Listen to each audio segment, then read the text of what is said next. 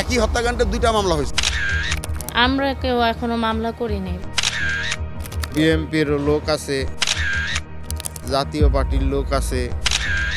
আমাদের কাগজপত্র নিয়ে জালিয়াতিভাবে অন্যান্য লোক মামলা করতেছে।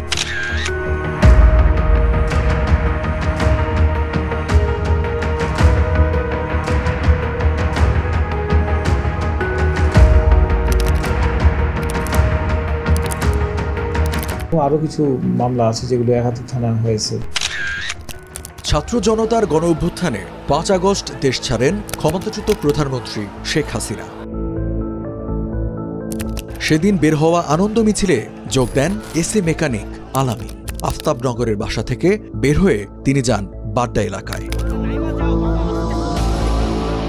ওই বাড্ডা এলাকায় আনন্দ মিছিলে অংশগ্রহণকারীদের সঙ্গে সংঘর্ষ বাধে পুলিশের। সেদিন গুলিবিদ্ধ হয়ে প্রাণ হারান আলামিন।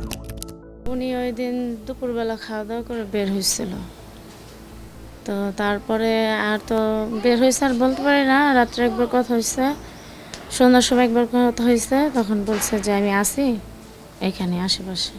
পরে রাত্রে অনেক রাত্রে আমাদের ফোন আসছে, রাত্রে আনুমানিক 2টা, 2:30 কি 3টা হবো।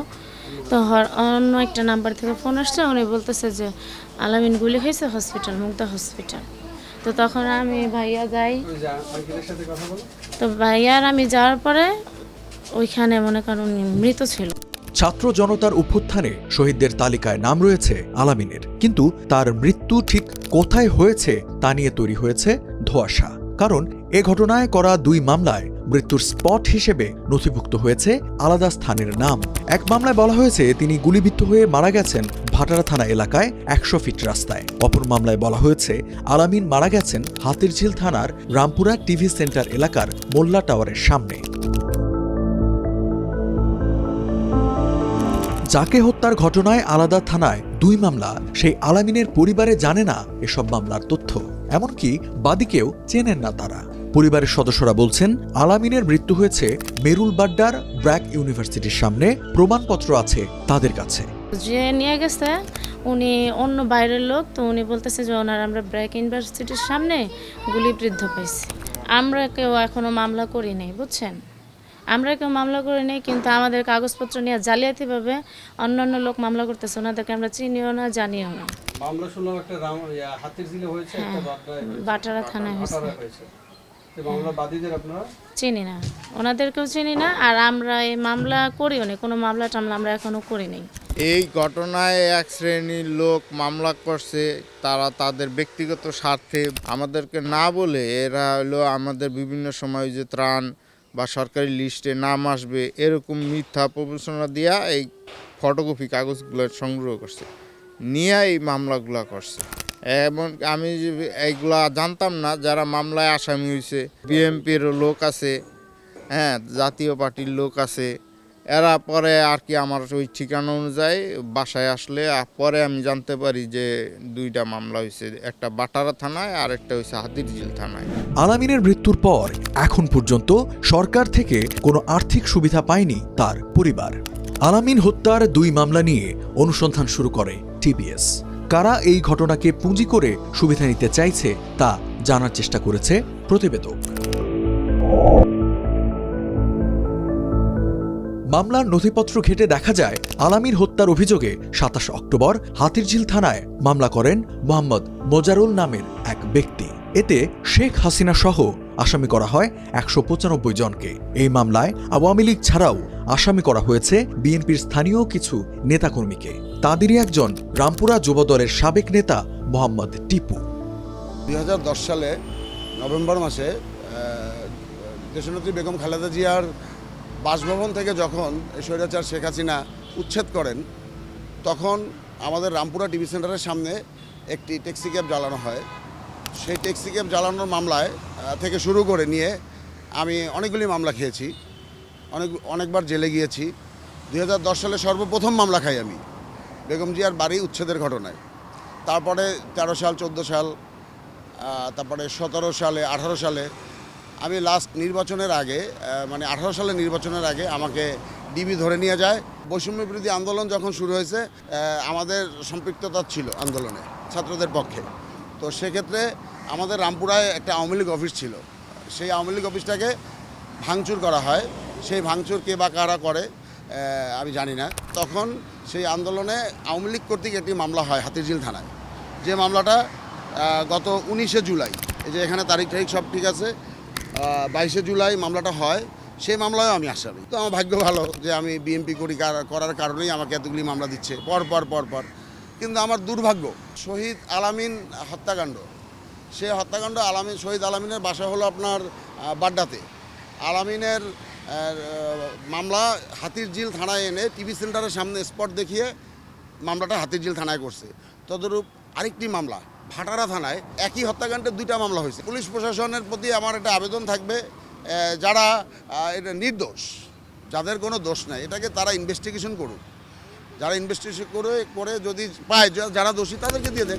আলামিন হত্যা মামলায় টিপুকে আসামি করার প্রতিবাদ জানিয়েছে স্থানীয় বিএনপির নেতাকর্মীরা। দলটির কেন্দ্রীয় কার্যালয়ে প্রতিবাদ লিপিও জমা দিয়েছেন তারা।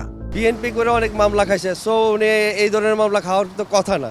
যারা করছে মামলা তারাও হয়তো এগুলি মানে মামলা করার জন্যই করছে। মামলাগুলো যাতে স্বচ্ছ বিচার হয়, যারা দোষী তাদের যেন আইনের আওতায় আনা হয়, আর যারা নির্দোষ তাদের জন্য এই মামলা থেকে রেহাই দেওয়া হয়। হাতিরঝিলের মামলার এজাহারে আরও দেখা যায় 183 ও 187 নম্বর আসামি একই ব্যক্তি, নাম ঠিকানাও অভিন্ন। বাদী মোহাম্মদ মোজারুলের সঙ্গে যোগাযোগের চেষ্টা করে টিবিএস, কিন্তু এজাহারে দেওয়া তার ঠিকানায় গিয়ে পাওয়া যায়নি। পরে কথা হয় ফোনে। মামলার বিষয়ে সুস্পষ্ট কোনো উত্তর দিতে পারেননি তিনি। আপনি একটা মামলা করছেন হাতিরঝিল থানায়, আলামিন হত্যা মামলা। এই মামলার বাদী আপনি? হ্যাঁ বলেন। এই মামলার আপনি বাদী? হ্যাঁ, আপনি আমার একজন আছে, ওনার সাথে কথা বলেন। আমি যার নাম্বারটা ওনার সাথে কথা বলেন। না, বললাম যে আপনি যে মামলার বাদী, আপনি সব আসামিকে চেনেন? আপনার সাথে আমি একটু পরে কথা বলছি, আমি একটু কাজ করতেছি, তো একটু কাজে ব্যস্ত, কাজটা শেষ করলে আমার হাতে কাজটা শেষ করে পরে কথা বলছি সেটার সাথে। আলামিন হত্যার ঘটনায় গত 1 ডিসেম্বর 187 জনকে আসামি করে ঢাকার আদালতে মামলার আবেদন করেন রহমান মাল। পরে আদালতের নির্দেশে গত 21 ডিসেম্বর ভাটারা থানায় মামলাটি নথিভুক্ত হয়। এই মামলাতেও আসামির তালিকায় রয়েছেন শেখ হাসিনা ও আওয়ামী লীগের সাবেক মন্ত্রী এমপি ছাড়াও অনেক সাধারণ মানুষ। এই বিষয়ে বক্তব্য জানতে যোগাযোগের চেষ্টা করা হয় বাদী রহমান মালের সঙ্গে, তবে একাধিকবার ফোন করা হলেও বন্ধ পাওয়া যায় সেটি। ভাটারা থানায় হওয়া মামলার বিষয়ে ওসি জানান, আলামিন হত্যায় 2 থানায় মামলার বিষয়টি তিনিও জানেন।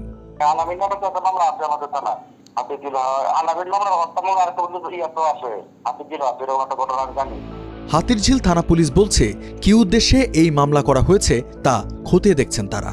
বৈষম্য বিরোধী অনেকগুলো মামলাই অ্যাকচুয়ালি আমাদের হাতিরঝিল থানায় হয়েছে। আর ম্যাক্সিমাম মামলা হয়েছে কোর্টে, বিজ্ঞ আদালতে।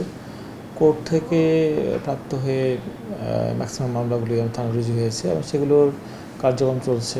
যারা ঘটনার সাথে প্রত্যক্ষ পরোক্ষ ইনভলভ তারা নিশ্চয়ই মামলা তদন্তে আসবে, আর যারা ইনভলভ না নিশ্চয়ই তারা আসবে না। ভিকটিম আলামিন, তার 2টো থানায় মামলা হয়েছে।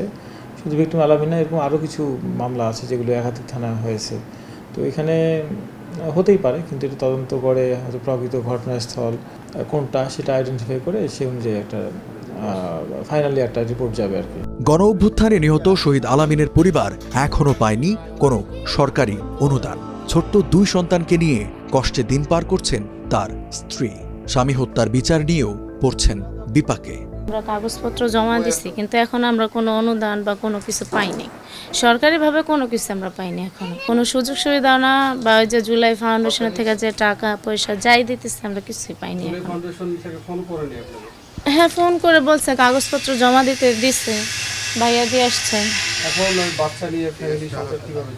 চলে যে এরা আছে, আমার বাবা মা আছে, কোনো রকম চলে। ওনাদের এটা বোঝা উচিত যে আজকে 9 মাস বা 10 মাস হয়ে গেছে একটা লোক মারা গেছে, ওনার ফ্যামিলিরা কীভাবে চলে না চলে ওনারা একটু যাচাই বাছাই করে সব কিছু দেখতো, এটাই বলা, বুঝছেন? একটুখানি ভালোভাবে একটু নজরটা দেওয়া উচিত।